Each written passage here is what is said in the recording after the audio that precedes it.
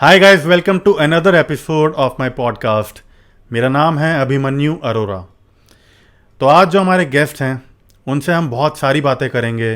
Paranormal activities के बारे में, घोस्ट के बारे में, उनकी बुक्स के बारे में और बुक के ऊपर बेस्ड एक Z5 की वेब सीरीज़ के बारे में। तो आइए इस पॉडकास्ट को शुरू करते हैं।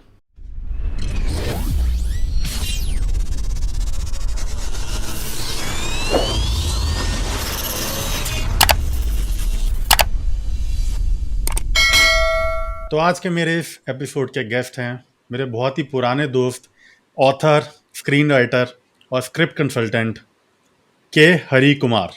इससे पहले हरी अपने बारे में कुछ और बोलें, मैं ये बताना चाहता हूँ कि मैं हरी से मिला था 2009 में। वो मेरे कॉलेज के सीनियर हैं, 2 साल बड़े हैं मुझसे, एंड हम सेमी इंजीनियरिंग कॉलेज में थे। और हम लोगों ने शॉर्ट फिल्म भी प्लान करी थी, 2010 में हमने बनाई भी थी, जो आज के टाइम पे कहीं भी नहीं है और कोई बात नहीं करता उसके बारे में। तो हरी का अगर बैकग्राउंड बताऊं तो he was born in Kochi, Kerala. Then उसके बाद वो गुड़गांव आए, उसके बाद वो मुंबई, चेन्नई, पुणे। अगर प्रोफेशनली बात करी जाए तो हरी ने 50 शॉर्ट स्टोरीज लिखी हैं, इंडियाज मोस्ट हॉन्टेड, जो कि पब्लिश हुई थी 2019 में, 2019 में। एंड हरी की पहली बुक थी व्हेन स्ट्रेंजर्स मीट, जो कि 2013 में पब्लिश हुई थी। फिर दैट फ्रीक्वेंट विजिटर 2015 में। The other side of her 2018 में, जो कि बाद में एक वेब सीरीज भी बनी है भ्रम के नाम से Z5 पे।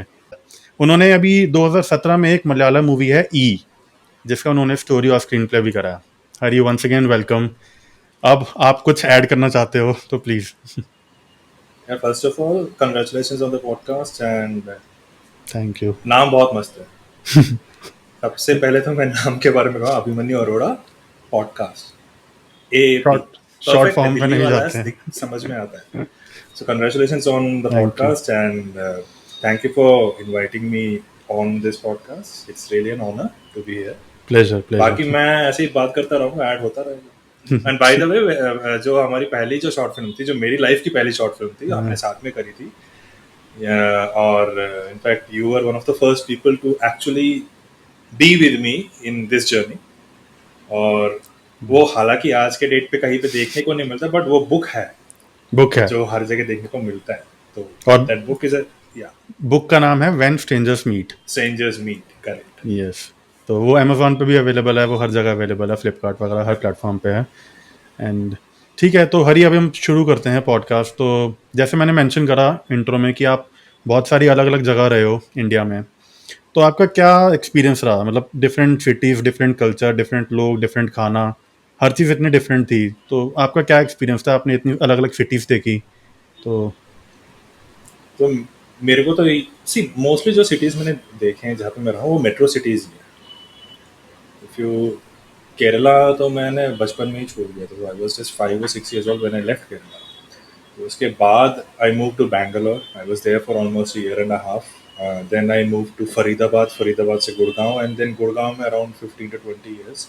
ओके। एंड देन उसके बाद like you mentioned, I lived in Kochi, I lived in Chennai, once again Bangalore, Mumbai. 5 साल मैंने जॉब किया मुंबई में, एंड वो फिल्म इंडस्ट्री में नहीं था, तब मैं कॉर्पोरेट में था। तो कॉर्पोरेट वाली लाइफ सारी मैंने बॉम्बे में बिताई है। और उसके बाद अब मैं पुणे में हूँ। तो it's always been the metro cities. So what I have realised is कि जितने जब भी आप मेट्रो सिटीज में जाते हो, चाहे वो बॉम्बे हो या दिल्ली हो, थोड़ी थोड़ी फर्क तो आती है, बट ओवरऑल आपको ऐसा लगता नहीं है आप किसी नई जगह आए हैं। आई मीन, मुझे अभी भी अगर आप बॉम्बे या चेन्नई मेरे को जाना पड़ जाए, मुझे तो बस वो लैंग्वेज का थोड़ा वो डिफरेंस समझ में आता है, but otherwise all these metro cities look the same, exactly the same. कोई किसी सिटी का खुद का कोई वो क्या कहते हैं, एक पर्सनैलिटी नहीं रहा शायद।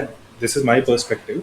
जब मैं छोटा था, you know, when I came to north, जब मैं दिल्ली आया था, तब Delhi had this different kind of a charm. Okay. Okay, जब मैं गुड़गांव गया था, तब गुड़गांव तो गाँव ही था। यू हाँ, know I how it agree. Was, right? Yeah हाँ, जब मैं गुड़गांव छोड़ रहा था, गुड़गांव तो मिलेनियम सिटी बन चुका था, बट देन कौन से ईयर की बात है? मैं आया था 1996 में। Okay.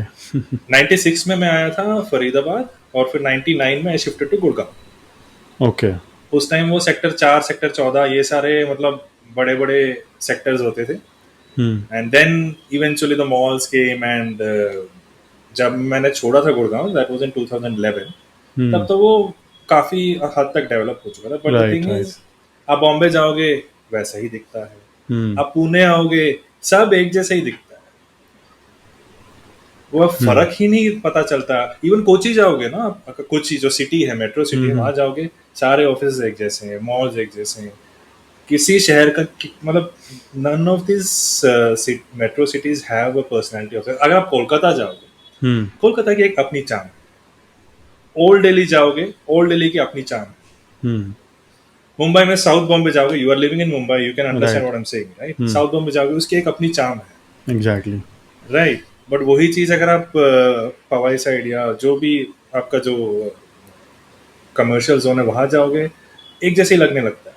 Hmm. So I think somewhere what I felt is that the cities are losing their original charms. अगर हम बात करें, मैंने इंट्रो में एक और चीज मेंशन करी थी, the other side of her, जो कि बाद में भ्रम बनी थी, वेब सीरीज Z5 की. उसका स्क्रीन प्ले आपने लिखा, क्या डिफरेंस लगा जो वो स्क्रीन पे दिखा और जो एक नॉवल में डिफरेंस होता है? पढ़ते टाइम एक अलग चीज़ें समझ आती हैं, जब वो बनती है स्क्रीन के ऊपर आती है, तो आपको उस टाइम पे क्या डिफरेंस फील हुआ? So the biggest difference between a novel and an adapted film or a web series is that novel is not visual. Hmm. Okay?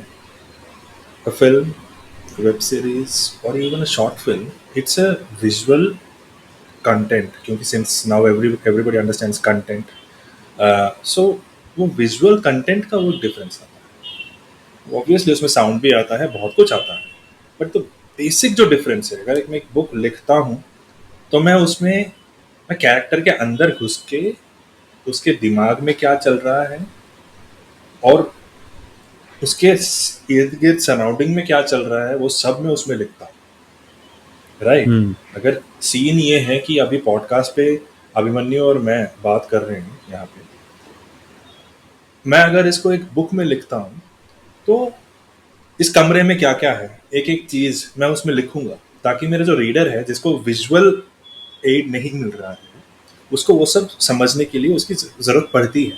कि हाँ, कि इस रूम में पीछे एक टेबल लैंप है, उधर एक लाइट है, इधर एक लाइट है, या जो भी है, और जो चीजें नहीं भी दिख रही है इस फ्रेम में, उसके बारे में मुझे बोलना पड़ेगा कि हवा कैसे चल रही है, ठंड लग रही है, गर्मी लग रही है, मेरे दिमाग में क्या चल रहा है. सेम अभिमन्यु के लिए भी वो अप्लाई करता है, ठीक है.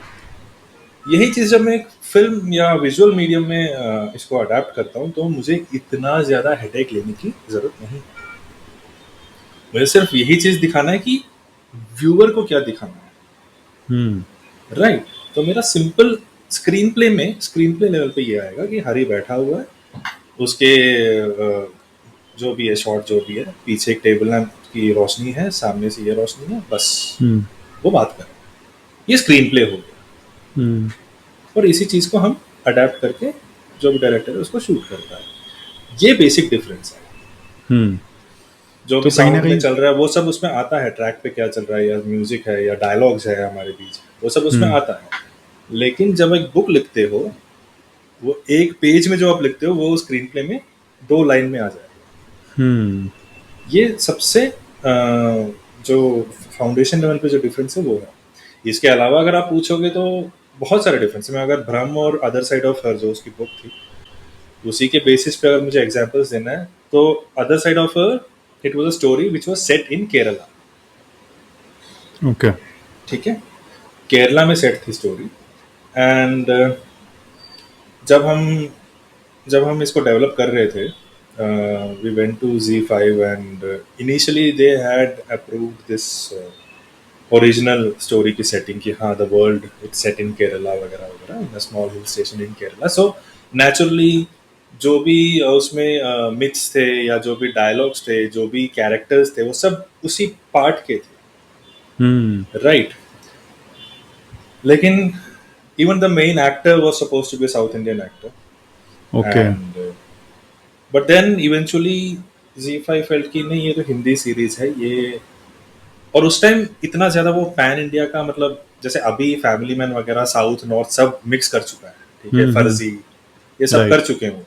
उस टाइम उतना नहीं था, ये कोविड से पहले की बात है। हम्म। तो समवेयर ये था कि नहीं हिंदी बेल्ट में ही जाना है तो हिंदी में ही करेंगे, तो we have to reset this story in the in some place where people speak Hindi. तो हम्म। क्योंकि वो एक हिल स्टेशन में सेट स्टोरी है, so we wanted it to be a hill station, and that's where we had two options, either Uttarakhand or Himachal. Hmm. So eventually we settled for Himachal. And now the other Shimla, thing right? is Shimla. Shimla में हमने हम्म। Shoot किया, शिमला और चैल में shoot किया था हमने। The hmm. other thing is so obviously जो south Indian हमारी हीरोइन थी उनको चेंज करना था, I mean, that was also one of the things. So we needed a Hindi face, and that's how Kalki was written, and she loved the story, and she became our main character. Hmm. And then the next challenge was जो भी हमने original story में जैसे मैंने लिखा है, जो उसमें जो विलन का कैरेक्टर है इज अ मलयाली, ठीक है, ओके। और जो भी फोक टेल्स और जो मिथिक एलिमेंट्स मैंने यूज किए वो केरला के जो नेटिव एलिमेंट्स है वो यूज ओके। किए थे। हम्म। अगर वो यूज किया होता तो कांतारा से पहले वो निकल जाता, हम्म। अभी कांतारा वाले ने निकाल दिया, ठीक है। Right. Even if you look at the ending, hmm. Kantara has almost the same ending, almost hmm. exact नहीं हम्म। है, क्योंकि again Kantara was also based on southern Karnataka's similar mythical hmm. uh, जो एलिमेंट है हम्म। उसको पूरा change करके हमें north Indian setup में करना पड़ा, थोड़ा वहाँ का हमने फोक टेल्स उठाया, फिर एक मिथिकल ही हमने एक मतलब mythical age in fictitious mythical एक गॉड को बनाना पड़ा हमें, hmm. And that's how we adapted this story to Hindi. तो ये भी एक चीज है, कहाँ एक ओरिजिनल बुक में ओरिजिनल स्टोरी में केरला और केरला के तेयम से रिलेटेड एक जो एक वहाँ का जो डांस, जैसे कांतारा में हमने कोबा राइट। दिखाया है, केरला में तेयम है, तो हम्म। कहाँ तेयम के मास्क पहनने वाले एक वो डरावने चेहरे की जगह हमें एक नॉर्थ इंडियन फिक्टिशियस वैसा कुछ बनाना पड़ा। तो वो सारी चीजें होती हैं, तो ये सब अडेप्टेशन का प्रोसेस होता है, hmm. And this is something which usually जो कमर्शियल एलिमेंट्स है उसको दिमाग में रख के ये calls they make they you know they take this decisions. तो हम्म। वो है। तीसरी बात ये कि अब जैसे एक बुक है, जब मैं एक बुक लिख रहा था मैंने सीरीज को दिमाग में रख के नहीं लिखा है, मैं स्क्रीन राइटर हूँ, इसकी वजह से मैं जब लिखता हूँ मेरे दिमाग में पिक्चर चलती है। हम्म। ऐसे बहुत राइटर्स हैं जिनके दिमाग में पिक्चर नहीं चलती है, हम्म। वो सिर्फ नॉवेल सोच के लिखते हैं, हाँ। और ऐसे किताब अगर आप उठा के पढ़ोगे ना उसमें बहुत ज्यादा वर्ड्स होंगे, हम्म। सो दे प्ले विद वर्ड्स। वो जो मैं एक पेज में लिखता हूँ वैसे राइटर्स वो 2-3 पेज तक खींचेंगे, हम्म। वो फ्लावरी वर्ड्स होंगे, पोएटिक वर्ड्स होंगे, ठीक है, which is also type of writing जिसको ज्यादा इज्जत मिलती है actually, to be hmm. Honest. जो फिल्मी राइटिंग है उसको थोड़ा चेतन भगत टाइप को, चेतन भगत भी ऑब्वियसली इज नॉट क्या कहते हैं, he is the one of the highest selling writers in the hmm. Country, but वो ट्रेंड वहां से आया है। नहीं तो पहले क्या होता था, बुक मतलब वही फ्लावरी लैंग्वेज, शेक्सपियर वाली लैंग्वेज या जो भी है, थरूर वाला लैंग्वेज, तो ये है। तो मेरे दिमाग में पिक्चर चलती है तो मैं वो लिखता हूँ नेचुरली। कहाँ 120 मिनट्स का की मूवी सोच के आप बुक लिख रहे हो, वो कहाँ हम्म। 240 मिनट्स का कंटेंट है, screenplay. Hmm. Screenplay. तो नेचुरली जब डबल होता है हमें सब प्लॉट्स भी डालने पड़ते हैं, हम्म। और वेब बहुत सीरीज चीजें का ऐड होती हैं। बहुत सारी चीजें ऐड होती हैं, और वेब सीरीज में खासकर ये एक एडवांटेज है, और ये बहुत मुझे मजा भी आता है इसमें, क्योंकि जो हम बुक में करना चाहते थे बट हम कर नहीं पाते, फिल्म में भी नहीं कर पाते, क्योंकि फिल्म में वही 2 घंटे की रेस्ट्रिक्शन होती है, या फिर वो सेकंड पार्ट थर्ड पार्ट के लिए जाना पड़ता है। बट वेब सीरीज में आपकी सारी छोटी छोटे जो नुआंसेस हैं वो डाल सकते तो अभी अगर हम बात करते हैं आपकी बुक्स के बारे में, तो आपकी मेजॉरिटी ऑफ सारी बुक्स आपकी पैरानॉर्मल एक्टिविटीज और हॉरर थ्रिलर के ऊपर है, राइट? हो। यप। तो do you believe in the existence of ghost? आपको लगता है भूत होते हैं? और आपको कहाँ से इंस्पिरेशन मिली इस चीज़ की? और अगर हाँ, तो आपका कोई एक्सपीरियंस ऐसा रहा हो जो आप शेयर करना चाहते हो, कि ऐसा कुछ आपने खुद एनकाउंटर करा हो कभी, कुछ paranormal? As a individual, as a human being, as a seeker, life में एक ही क्वेश्चन है about existence, hmm. What is a ghost. Ghost हम जब हम कहते हैं गोस्ट, मैं अगर हिंदी में कहूँ, मैं भूत वर्ड यूज करता हूँ। भूत क्या है? कोई ऐसी ऐसी वस्तु या मतलब एक ऐसा इंसान या प्राणी जो एक टाइम पे एग्जिस्ट करता था, इसलिए हम पास्ट को हम हिंदी में भूतकाल कहते हैं। सो अब मैं भूत को डायरेक्टली इंग्लिश में ट्रांसलेट करता हूँ, तो इट इज घोस्ट। वो इंसान हो सकता था, it could have been an animal जिसके अंदर कोई आत्मा थी, जिसके अंदर एक आत्मा को अगर स्पिरिट से कम, if you want to define an atma as a spirit, ठीक है, तो देन जिसके अंदर एक स्पिरिट था, चाहे वो कुत्ता हो, बिल्ली हो, गाय हो या इंसान, वो जब एग्जिस्ट करता था वो प्रेजेंट उसके फॉर्म में, वो अलाइव था। The right. Moment it dies, the spirit leaves the body and the body becomes dead. ठीक है, बॉडी को दफनाते हैं, जलाते हैं, या जो भी होता है वो होता है। और मान्यता ये है पुराने जमाने से कि अगर उसको प्रॉपर क्रियाकर्म ना करें, अब हिंदू जैसे हमारे संस्कार में हम चलाते हैं, दूसरे सेमेटिक रिलीजन्स में दफनाते हैं, और हिंदू उसमें भी काफी जगह दफनाते हैं। ठीक है, अगर वो उसको अंतिम संस्कार कहते हैं। और मैं एक यूनिवर्सल उसमें बोलता हूँ, मैं ये हिंदू धर्म के हिसाब से नहीं बोल रहा हूँ। Universally if you finish that funeral का जो भी क्रियाकर्म, then that spirit gets mukti and it goes to the next life, या हेवन हेल या जो भी है, अपने कर्मों के हिसाब से वो होता है। तो ये जो स्पिरिट है, ये जब बैंडर करती है, ठीक है, it can impact people who are living in the present. So for example, you are there in the room and suddenly your light flickers, पीछे से कर करके फ्लिकर हो गया। अब जो एक साइंटिफिक टेम्परामेंट रखता है वो यही कहेगा कि फ्लक्चुएशन हो रहा है, इलेक्ट्रिसिटी की प्रॉब्लम है, या बल्ब खराब है, बल्ब चेंज करना पड़ेगा। जिसमें साइंटिफिक टेम्परामेंट नहीं है वो यही कहेगा कि कोई एनर्जी है जिसकी वजह से हो रहा है, और वो शायद कोई भूत है। ठीक है, अब यहाँ पे बहुत इंपॉर्टेंट चीज है साइंटिफिक टेम्परामेंट। मैं ये इसलिए कह रहा हूँ क्योंकि मैं जो जिस टाइप की स्टोरीज लिखता हूँ उसमें भूत, प्रेत, पिशाच, इन सब चीजों के बारे में बात करता हूँ। ठीक है, और अनफॉर्चुनेटली वो फिक्स जो मेरे स्टोरी के वर्ल्ड में वो अच्छा लगता है, रियल वर्ल्ड में मैं उसको नहीं प्रमोट करना चाहूंगा क्योंकि उससे अंधविश्वास फैलता है। ठीक है, ओके। लेकिन साइंटिफिक टेम्परामेंट, पहले जाके देखो, अगर आपके पीछे वो बल्ब फ्लिकर कर रही है तो पहले चेक करो, बल्ब को, लाइन को चेक करो, इलेक्ट्रिसिटी को चेक करो, इनमें से किसी भी चीज में प्रॉब्लम नहीं है तो साइंटिफिकली आपने अपने चेकलिस्ट में डाल दिया, हाँ इसका इस वजह से ये प्रॉब्लम नहीं है, इसकी वजह से नहीं, इसकी वजह से नहीं है, तो हाँ तो आप किसके वजह से, देन यू कैन स्पेक्यूलेट कि हाँ कोई एनर्जी है। अब वो एनर्जी क्या है? It could be a spirit जिसकी वजह से ये हो रहा है। Again these are not proved things, इन चीजों को प्रूव नहीं किया गया। क्वेश्चन बहुत सिंपल था, क्या मैं मानता हूं? जवाब है मेरे मानने ना मानने से कुछ नहीं होता, और ना ही उस बंदे के मानने ना मानने से कुछ होता है जो ये कहता है कि हाँ भूत होता है। प्रूव नहीं कर सकते, डिसप्रूव भी नहीं कर सकते।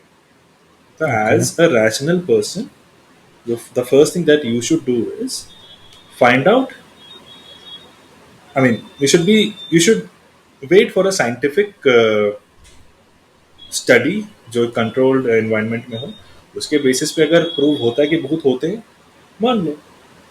और टू बी ऑनेस्ट, परसों ही मैं एक साउथ के एक एक्टर है उनके साथ मैंने काम किया था। उस टाइम वो बहुत बड़े एक्टर नहीं थे, अभी तो एक्टर के प्रोड्यूसर भी बन गए। ऐसे ही मैं कुछ पुरानी फोटोज या ऐसे कुछ देख रहा था, मुझे वो पहले पिक्चर की ई की बात कर रहा हूँ जिसके बारे में तुमने मेंशन किया, मैं उसकी कुछ फोटोज देख रहा था, तो मैं पुरानी बातें याद कर रहा था। तो मैंने इस बंदे को याद किया, यार इसकी फोटो नहीं है यार एक में भी, कहाँ गया था उसको। मैं ऐसे ही सोचा, मैं उसके बारे में सोच के फिर मैं अपना काम करने लग गया। 2 घंटे बाद मैं उसी डेस्क पे बैठा था, अपना काम कर रहा था, एंड सडनली मेरा फोन बजने लगा व्हाट्सएप पे, और देखा कि उस बंदे का कॉल आ रहा है, और बंदे ने 5 साल बाद कॉल किया। टेलीपैथी। एग्जैक्टली। अब ये मैं प्रूव नहीं कर सकता हूँ यार, ऐसा एक बार नहीं बहुत बार हुआ है। अभिमन्यु तुम्हारे साथ भी हुआ होगा, होता है बहुत। इनफैक्ट मेरे और तुम्हारे साथ भी हुआ है। हाँ हाँ बहुत। देखो अभी ये पीछे लाइट बंद हो गई। अब क्या मतलब समझे इसका? अपने अगले क्वेश्चन पे आना चाहिए हमें। अगर कोई जवाब मिला तुम्हें सेटिस्फैक्टरी तो जाना मुझे लग चाहिए, रहा नहीं है तो ये फिर लाइट और बंद पूछो। होने से ऑडियंस को जवाब मिल गया होगा। ठीक है। यार इसमें जवाब ही नहीं है। हम्म। तो बात वही है ना, जब मैं लिखता हूँ, जब मैं एक कहानी लिखने बैठता हूँ, जैसे ये दाखमा है, दाखमा जब मैं लिखने बैठा या भ्रम हुआ, उस कहानी की जो एक वर्ल्ड है उसके अंदर भूत है, हम्म। वो मेरे लिए बहुत क्लियर है। समझ रहे हो अभिमन्यु? अगर हम्म। मैं रियल लाइफ में ये मान के बैठने लगूं कि भूत है, प्रेत है, पिशाच है, फिर मैं जी नहीं पाऊंगा।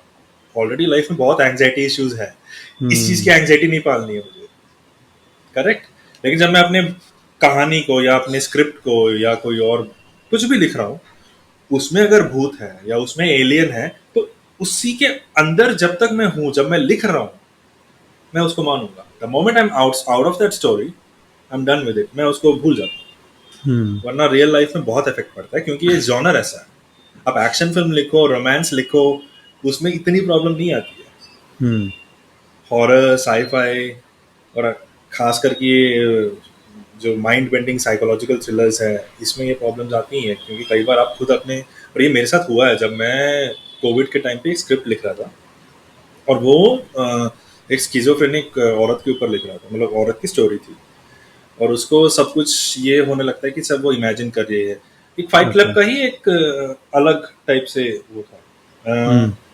एंड लिखते लिखते कहीं ना कहीं वो टाइम भी ऐसा था, कोविड का लॉकडाउन, ठीक है, लाइफ में पहली बार ऐसा कुछ हो कुछ हम सब देख रहे थे, राइट। हमारी हम्म। जनरेशन ने तो नहीं देखी थी, ना ही राइट हम कभी राइट। किसी कर्फ्यू में रहे, ठीक है। तो for us it was very different. और उस टाइम क्योंकि मैं कहानी ऐसी लिख रहा था जहाँ पे एक प्रोटेगनिस्ट है जो खुद पागल हो रही है, मुझे भी ऐसे ऐसे मतलब सपने आने लग गए, और मैं भी खुद को क्वेश्चन कर रहा हूँ कि यार ये सब हो रहा है क्या, अब वाकई में लॉकडाउन है। तो hmm. It's very important as a writer of this genre, और इस जॉनर को हम स्पेक्युलेटिव फिक्शन कहते हैं। हॉरर, साईफाई, ये जितने जॉनर्स हैं ना, उसको स्पेक्युलेटिव फिक्शन कहते हैं। स्पेक्युलेटिव फिक्शन के राइटर्स को बहुत केयर रखना पड़ता है, बहुत अपने माइंड को अटैच नहीं करना होता। The moment you attach yourself to any of the story, then you are gone. So it's very important to come out of that. Hmm. जब आपने शुरू करा था जो भी ये भी पैरानॉर्मल बुक्स लिखना, हॉरर स्टोरीज, तो वो शुरुआत कहाँ से हुई थी? क्या चीज़ ने आपको इंस्पायर किया था, ट्रिगर किया था? You are part of that story. और when you- मैं एक्चुअली जब तुमने बताया ना, मैं इसी के बारे में बात करना चाहता ओके। हूँ। इंस्पिरेशन देखो, हॉरर के लिए फैसिनेशन आया था बचपन में, जब मैं दादी की कहानियां सुनता था, ठीक है। फिर मम्मी मेरे को मतलब मैंने तुम्हें पता ही है, केरला हम्म। से जब बैंगलोर गया तो नेचुरली मैं कन्नड़ा पढ़ नहीं पाता था। मैं फिर वहाँ से जब दिल्ली आया तो मैं हिंदी नहीं जानता था, तो मेरी मदर मुझे कहानियां पढ़ के सुनाती थी। ये चंदा मामा करके एक बुक होता था, उसमें ये विक्रम बेताल की स्टोरियाँ वगैरह होती थी। तो इनिशियल फैसिनेशन वहां से आया, फोक टेल्स, ठीक हम्म। है। तो लेकिन हॉरर ही क्यों? क्योंकि जब मुझे अभी भी याद है, जब मैं पहले पहले लिखने लगा था, हम्म। मैं शेरलॉक होम्स से इंस्पायर होकर लिखता था, डिटेक्टिव अच्छा। स्टोरीज, हम्म। ठीक है। उसके बाद कॉलेज के टाइम पे पोएम्स लिखता था, रोमांटिक वाले। हम्म। एंड जब हमारी बात होती थी, हम भी हॉरर की बात नहीं करते थे, हम्म। हम वही, इफ यू रिमेम्बर, हम जब माय नेम इज अय्यर की बात कर रहे थे, hmm. Which was our first film, hmm. तुम्हारे ऑडियंस के लिए बता रहा हाँ हाँ। था, माय नेम इज अय्यर पे जब काम करते, वो हॉरर थोड़ी है। It's hmm. About a guy who wants to run away from home, जो कि मेरी खुद की कहानी थी। हाँ।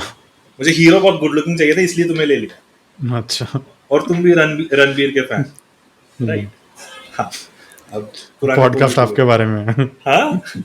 मैं कह रहा हूँ पॉडकास्ट आपके बारे में है। नहीं यार, you are part of this journey. So yeah. तो उस time if you remember, I think Commonwealth के गेम्स के थोड़े टाइम पहले राइट। की बात है जब मैं बीमार पड़ा था. This I think you would remember. Yes. और उससे ठीक पहले कॉलेज में फेस्ट वगैरह के चक्कर में मैं पागल होया करता था, right. And right. Suddenly I fell sick and I stop coming to college. Hmm. That period was very crucial in my. और उस पीरियड में क्या हुआ था मेरे घर पे, मॉम डैड के बीच बहुत प्रॉब्लम्स थे, और जॉब सिक्योरिटी, जॉब इश्यूज हो रहे थे डैड को. Dad lost his job and pressure था साउथ से. उस टाइम क्या था, सब रिलेटिव साउथ में थे, वो लोग यही प्रेशर करते थे, क्या वहाँ पे क्या है, कौन है वहाँ पे, यहाँ पे आ जाओ, गांव में रहो, ये वो. और पापा को ये था कि मैं सबसे बड़ा भाई हूँ, तो उनको वो था I am responsible for them वगैरह वगैरह करके. और डैड उसी टाइम डैड की जॉब भी गई थी. और वो पूरा उसका जो प्रेशर था, उनका जो फटता था वो मेरे पे फटता था. एंड इंजीनियरिंग मुझे नहीं करना था, वो तो तुम्हें पता ही है. और बहुत झगड़े होते थे, बहुत ज़्यादा झगड़े होते थे. और इवेंचुअली क्या हुआ था, I contracted a viral fever. Okay. और वायरल फीवर की वजह से वो बहुत सीवियर हो गया था. एंड विच काइंड ऑफ, क्या कहते हैं,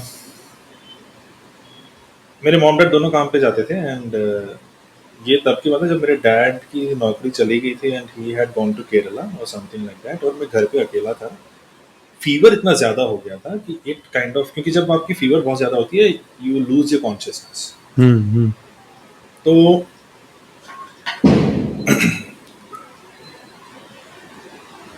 ये क्या कहते हैं, और ये बात मैंने पहले कभी इसके बारे में बात नहीं करी है. रणवीर वाले शो में थोड़ी सी बात करी थी बट पूरी तरह नहीं करी. आई यूज टू, मैं बेड पे लेटा था, मुझे बिल्कुल suddenly I would lose my consciousness and then I will be in a different world. और उस वर्ल्ड में आयर और एक छोटा सा लड़का, ठीक है, ये सारी चीजें प्ले आउट होने लगती थी. Okay. Again I wake up like 10 minutes के बाद. मैं फोन मतलब घड़ी देखता था, वही हार्डली 2-3 मिनट पास होते थे, ठीक है. बट वो 2-3 मिनट ऐसा लगता था कि मैं आधा घंटा किसी और दुनिया में रह के आया. अब ये पैरानॉर्मल एक्सपीरियंस नहीं है, बट कुछ लोग उसको पैरानॉर्मल कह सकते हैं. बेसिकली वो फीवर की वजह से हुआ, ठीक है. Okay. But since you asked in the beginning कोई पैरानॉर्मल एक्सपीरियंस था, हॉरर में मानते हो, भूत को मानते हो, मैंने इसलिए कहा नहीं मानता तो क्या एक्सपीरियंस नहीं हो सकता? हो सकता है, because of this fever. And the thing is, फिर 10 मिनट बाद दोबारा मैं consciousness, I use to lose that consciousness. Again I go back to that story. और वो रियल जैसा ही लगता था मुझे, ठीक है. एंड इस तरह से वो एक आइडिया सा आया, my name is Iyer. Okay. ठीक है. एंड देन इवेंचुअली क्या कहते हैं, जब पेरेंट्स आए तो मेरी हालत बहुत खराब थी. Then they took me to the doctor and you know how much weight I had lost at that time and it affected my बहुत liver, ज़्यादा। everything. My मतलब ऐसा हो गया था कि लाइफ ही खत्म. वो स्ट्रेस अलग, उसका घर का स्ट्रेस, पढ़ाई का स्ट्रेस, और जो हेल्थ का इश्यू था उसका stress. Overall it was a very terrible time. But this incident ना, दिस इंसिडेंट, अब इसमें the only interesting part is, उसमें एक विजुअल था एक बच्चे का जो मेट्रो स्टेशन के नीचे चाय बेच रहा है, जो कि वेन स्ट्रेंजर्स मीट में है, माय नेम इज अय्यर में नहीं है, ठीक है. ये जो विजुअल था ना, ये मैंने पहले भी देखा था, लेकिन उस टाइम नहीं, उससे 10 साल पहले. ओके। और उस टाइम मेट्रो स्टेशन नहीं थे Delhi. Okay. Right. Exact same visual देखा है, एग्जैक्ट सेम विजुअल. और ये तब देखा था जब मैं ताजमहल से वापस आ रहा था. और ये इट्स जस्ट अ कोइंसिडेंस. मैं, मेरी कजिन थी और उनके ओमनी में, उस टाइम ओमनी वैन आती, मारुति वैन आती होता था, तो उसमें हम आगरा गए थे, ताजमहल वगैरह देख के हम वापस आ रहे थे। नेचुरली पूरे दिन धूप में हम थे, वापस आ रहा था, थका हुआ था रात को, ऐसे ही मुझे हुआ था, एग्जैक्ट सेम चीज हुआ था, मैं ब्लैकआउट हो रहा था एवरी 10 मिनट्स, थकावट की वजह से, बुखार की वजह से, और I was going to this different world, वो सीरियलाइज ड्रीम्स जिस तरह से होते हैं, सेम चीज। लेकिन उस टाइम वो मुझे बिल्कुल it didn't make any sense कि ये ब्रिजेस क्या है, ऐसे अजीब अजीब सी आसमान में ऊपर ऐसे अजीब अजीब सी बिल्डिंग क्यों है। बट 10 years लेटर जब ये क्या कहते हैं, जब मैं बीमार हुआ, मुझे exact same, almost same dream आया, and but this visual it made sense, and that is the reason why this story was the metro station. The original title was the metro station for the book. Even for My Name is Aiya, the idea was a metro station, और हमने shoot भी metro station पे किया था, Commonwealth games के first day पे, वरुण तुम और मैं गए थे। राइट। अब ये जो एक्सपीरियंस है, इसको अगर मैं रैशनली देखूं तो बुखार में हाँ आ गया दिमाग में, मैंने बचपन से इतनी सारी मूवीज देखी हैं, स्टोरीज पढ़ी हैं, it's not difficult for the mind to create an image, it's just a figment of your imagination. But ये जो मेट्रो स्टेशन पहले कैसे वो बना इमेज, मैंने लाइफ में कभी मेट्रो स्टेशन देखे नहीं थे। इंटरेस्टिंग। ठीक है, अब ये पैरानॉर्मल है क्या है मुझे नहीं पता, बट ये कोइंसिडेंस है, and somehow you are also connected to this coincidence.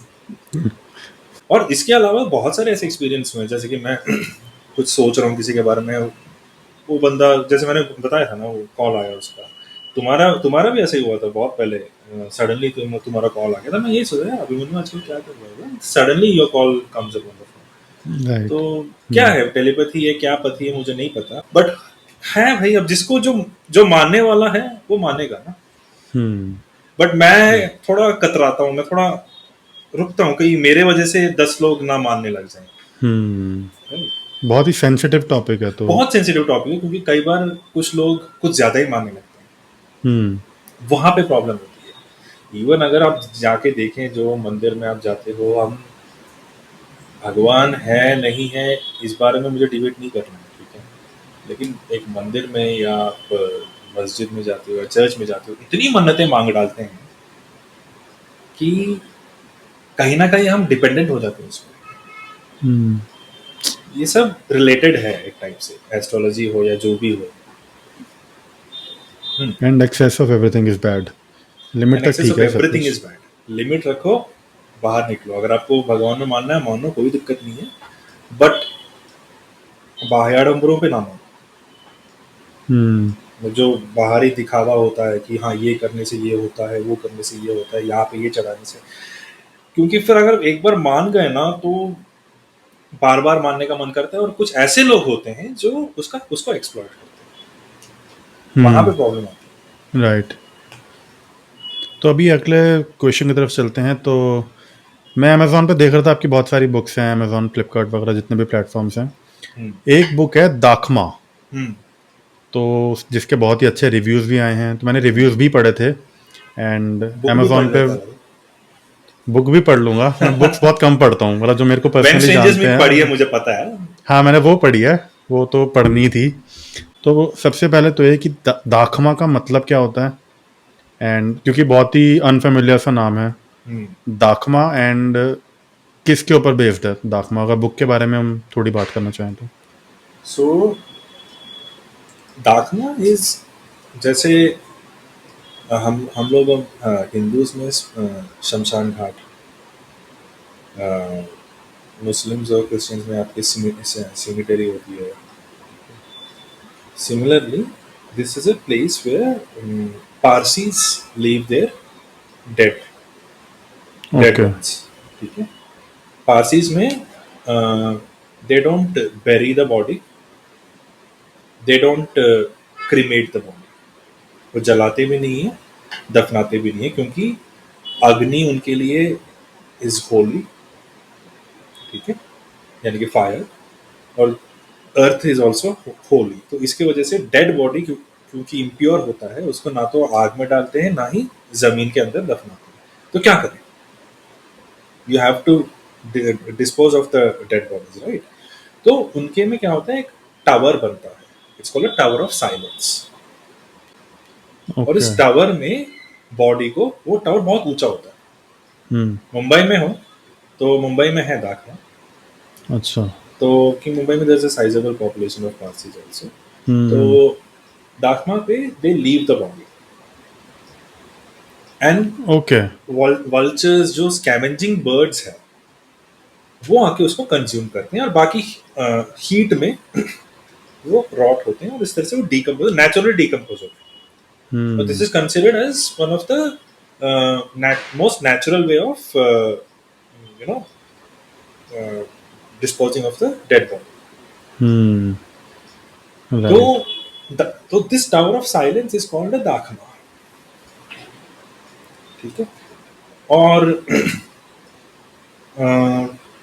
जो मेरी स्टोरी है dakhma, it is set in Bombay. It's about a woman who comes from Gurgaon to Bombay, and मेरे हर बुक में गुड़गांव का रेफरेंस होता ही है। I hmm. can't help it.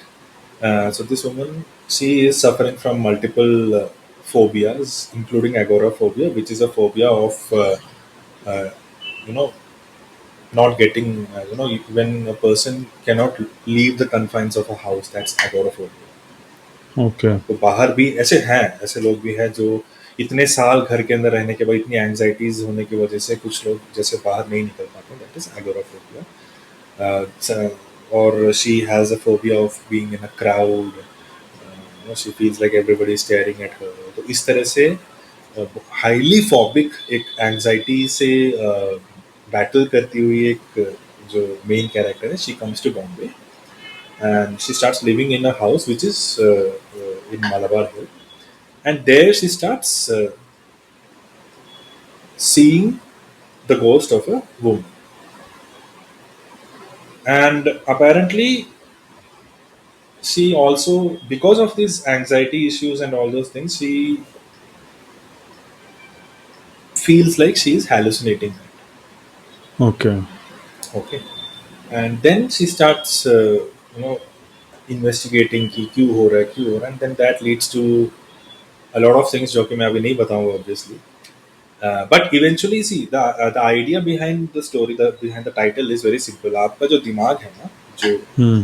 जो है, वो सप्रेस्ड मेमोरीज जो होती हैं आपकी, जो चाइल्डहुड हम्म। ट्रॉमा जो आपको याद भी नहीं होंगे, हम्म। ऐसे ऐसे ट्रॉमास जो आप जब आप बेबी थे उस टाइम भी अगर आपके साथ कुछ हुआ है ना, आपकी मेमोरीज में होता है, लेकिन आपको याद नहीं होगा। ठीक है। राइट। ऐसे हम्म। बहुत सारी चीजें हैं जो आपके दिमाग में हैं, बट आपको नहीं पता। ये चीज जो है कहीं ना कहीं अंदर सड़ती है, हम्म। और कभी जब मौका मिले और वो बाहर आ जाए ना, then it can use in your life. That is exactly. why I've used the title Dark. Nice. क्योंकि यहाँ पे ना तो इस मेमोरी को आप जला सकते हो, ना ही हम्म। आप इस मेमोरी को दफना सकते हो, ये है। हम्म। So that's the symbolic significance of the title. मतलब So विद टाइम वो ऑटोमेटिकली फेड आउट होनी शुरू हो जाती है, लाइक द बॉडी, राइट? हाँ दाखमा की जो आप बॉडी है, हाँ, वैसे ही मेमोरीज फेड आउट होना शुरू हो जाती हैं विद टाइम। फेड आउट होनी शुरू हो जाती है, but what if it doesn't fade out completely and it comes back? Hmm. Usually यही होता है, रियल लाइफ में भी यही होता है, हम सबके साथ ये होता है, बट वो इंटेंसिटी डिफर करती है। राइट। हम्म। तो दैट इज दैट। तो वो हॉरर है या दैट्स इंटरेस्टिंग। साइकोलॉजिकल हॉरर है, वो पढ़ने के बाद ही पता वो चलेगा। पढ़ के मैं पता चलेगा। हाँ, इसलिए मैं तो ज्यादा रिवील नहीं। हाँ जो जी, भी इंटरेस्टेड हो वो मिल जाएगी अमेजोन और फ्लिपकार्ट पे। अमेजोन में भी है, बुक शॉप्स में ओके। भी है। दिस इज द ये बुक। इसका बुक का कवर पेज, जो कि बहुत इंटरेस्टिंग लग रहा है देखने में ही। तो अभी मूड को थोड़ा लाइट करते हैं। अच्छा जी। हम बात करते हैं द रणवीर शो की। आप शायद ऑलमोस्ट 1 साल पहले वहाँ पे गए थे, वहाँ हाँ आपने जी। पॉडकास्ट किया था। हाँ। एंड कैसा एक्सपीरियंस था the Ranveer show beer biceps, Ranveer Allahbadia? तो कैसा एक्सपीरियंस था? कोई गॉसिप या कोई इनसाइड स्टोरी हमारी ऑडियंस के गॉसिप लिए? में क्या ही तो गॉसिप यार।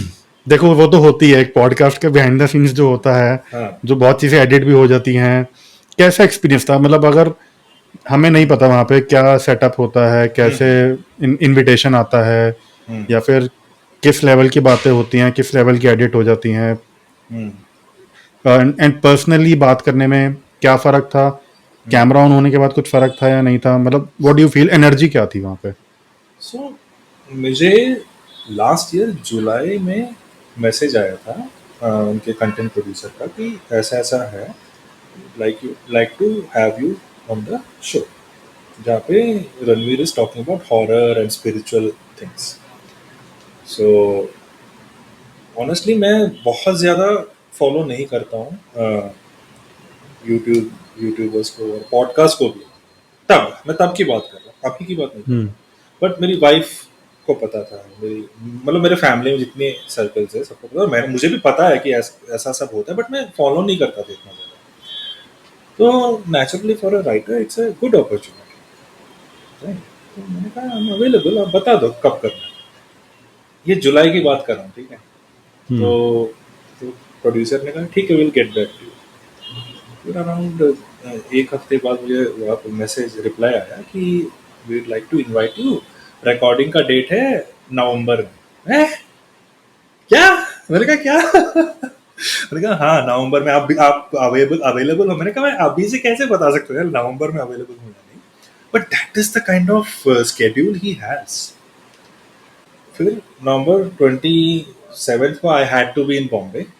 मेरा एक वेब सीरीज का वो इनिशियल मीटिंग चल रहे थे, तो I was there for 3-4 days. तो okay.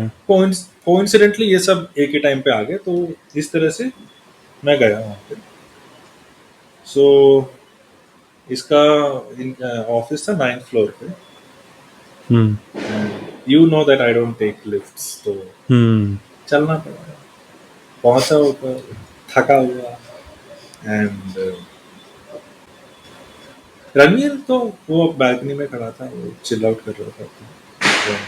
We just spoke for a moment and was like, just chill. Whenever you're ready, you can start. Uh, so he had another this thing at 6 o'clock recording. सुबह एक recording खत्म हो चुका था. So this was the second recording of the day. So you can imagine.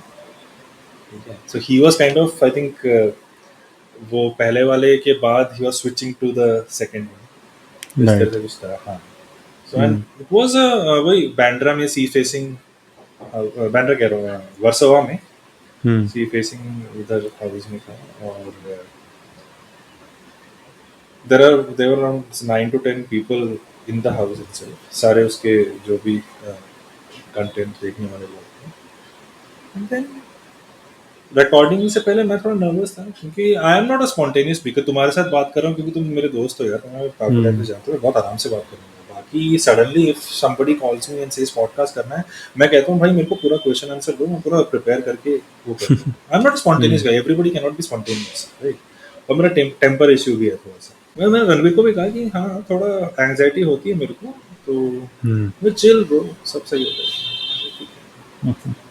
फिर the moment the camera were turned on, उसने सिर्फ ये बोला कि हर 20 मिनट्स में you will have to pause for a moment, refresh होता है देन.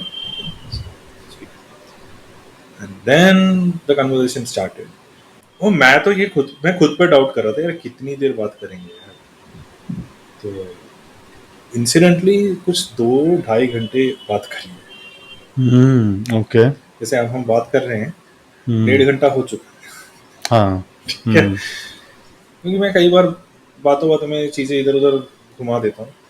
हम्म. सो सो वैसे ही हमने 2-2.5 घंटे 3 घंटे कुछ के करीब बात करी थी. फिर suddenly okay. He also realise कि हाँ नेक्स्ट गेस्ट भी आ रहे हैं, तो that's why we had to stop it. And then eventually जो एपिसोड आया दैट्स अबाउट एन आवर का कुछ एपिसोड है, तो ऑब्वियसली काफ़ी एडिट हुआ है, तो क्योंकि वो स्ट्रीमलाइन करना पड़ता है, उसको थोड़ा राइट. क्रिस्प करना पड़ता है. इवन हम्म. जब आप लिखते हो, जब मैं लिखता हूँ, बहुत बार रिवाइज करके, बहुत एडिट करके जो फाइनल ड्राफ्ट होता है वो छोटा होता है compare to the first draft. Right. So which is the way to go. I think eventually वो हुआ. Yes, that's all. जो भी हमारी ऑडियंस हैं, व्यूअर्स हैं, लिसनर्स हैं, उनके लिए के हरी कुमार और क्या नया लाने वाले हैं, वो क्या एक्सपेक्ट कर सकते हैं, एंड क्या अपकमिंग आपके प्रोजेक्ट्स हैं या बुक्स हैं जो भी. फिलहाल तो इस साल कुछ भी नहीं आ रहा. आने वाला था, there was suppose to be a book जो कि पोस्टपोन हो गया, रीशेड्यूल हुआ है नेक्स्ट ईयर के लिए. ओके. पर उसमें अभी टाइम है. फिलहाल जो भी देख रहा है, सुन रहा है, द स्टोरी वर्ल्ड करके एक पॉडकास्ट है, जो कि मैं होस्ट कर रहा हूँ और epilogue media is producing it. तो जिसको भी स्टोरी टेलिंग में इंटरेस्ट हो, फिल्म मेकिंग में इंटरेस्ट हो, उनके लिए मस्ट लिसन है। मस्ट वॉच नहीं कहूँगा क्योंकि ये वीडियो पॉडकास्ट नहीं है, although we are planning to do that, but for the time being it's just an audio podcast, and you can listen to the story world with K Harikumar on all the streaming platforms. चलो guys, तो अभी आखिरी segment है हमारा rapid fire. Question answer बहुत हो चुके हैं, अब रैपिड फायर में फटाफट सवाल पूछते हैं। ठीक है। अगर आपको एक मीडियम सेलेक्ट करना हो इन सब में, जो 3 ऑप्शन हैं, इनमें से क्या आप सेलेक्ट करोगे? बुक्स, मूवीज या वेब, या फिर पॉडकास्ट जो कि ऑडियो मीडियम है? मूवीज या वेब। ओके। आपके फेवरेट ऑथर या कोई book? Dan Brown, the Da Vinci Code. Oh right. आपकी फेवरेट हॉरर मूवी या web series? Rosemary's Baby movie. Okay. Web series. कोई वेब में? वेब में आई थिंक स्ट्रेंजर थिंग्स मुझे बहुत पसंद है। उसके अलावा बहुत है, Haunting of Hill House, Mike Flanagan के सारे सीरीज मुझे पसंद है। नाइस। तो अभी तक आपने जितनी भी बुक्स लिखी हैं उनमें से आपकी पर्सनल फेवरेट कौन सी है? तो ये हर राइटर अपनी फर्स्ट और लास्ट बुक को, मतलब last as in recent book को प्रेफर करता है। तो मेरे हिसाब से When strangers Meet was very personal, तो मुझे बहुत पसंद है। But quality wise, maturity wise, I think Dakhma is the best. Obviously next book जब निकलेगा ना, तो ये चेंज हो जाएगा। वो चेंज हो जाएगा। ठीक है। ये हर राइटर के साथ यही होता है। आपके फेवरेट इंडियन डायरेक्टर और एक foreign director? Indian director Mani Ratnam. Okay.